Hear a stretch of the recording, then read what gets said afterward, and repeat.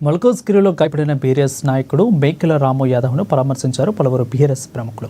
ఇక ఇటీవల ఆల్వాలు బోనాల చుక్కులు పంపిణీ కార్యక్రమంలో అక్కడ జరిగిన ఘర్షణలో దాడిలో రాము యాదవ్ గాయపడ్డారు. ఈ నేపథ్యంలో బీఆర్ఎస్ పార్టీకి చెందిన ఎమ్మెల్యేలు తలసాని శ్రీనివాస్ యాదవ్, పద్మారావు గౌడ్, శాసనమండలి ప్రతిపక్ష నాయకులు మధుసూదనాచారి, ఇక మాజీ మంత్రులు గంగుల కమలాకర్ తదితరులు నేతలు పరామర్శించారు.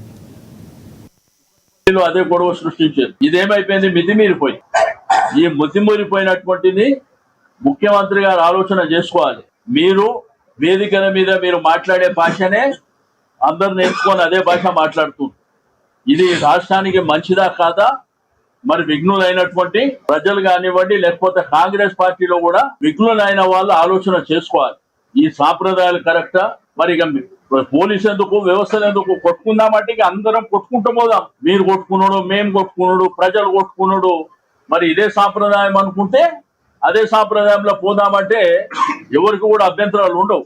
కానీ ఇది పద్ధతిగా లేదు. దౌర్జన్యంగా వాళ్ళని కొట్టడం ఏంది, చెక్కులు ఇస్తామని పిలవడం ఏంది, అక్కడ ప్రోటోకాల్ పాటించకపోవడం ఏంది? మరి ఈ విధంగా దౌర్జన్యం 42% ఇస్తాను మోసగించుకుంటూ మిగతా వాళ్ళ దాడి చేస్తున్నావు. అటు మోసం చేసి ఇటు మోసం చేస్తున్నావా? ఇక వాళ్ళు శ్రీనివాస్ యాదవ్ గారి నాయకత్వంలో కానీ ఈ రాష్ట్రంలో ఏ బీసీ మీద కానీ ఎక్కడ వారికి గాయం అయితే మాకు నొప్పి కలుగుతుంది. తీవ్ర పరిణామాలు ఎక్కడైనా రాష్ట్రంలో ఎక్కడైనా మా బీఆర్ఎస్ పార్టీ బీసీ నాయకుల మీద దాడి జరిగితే మేమందరం తీవ్రంగా మాది పరిస్థితి వస్తుంది.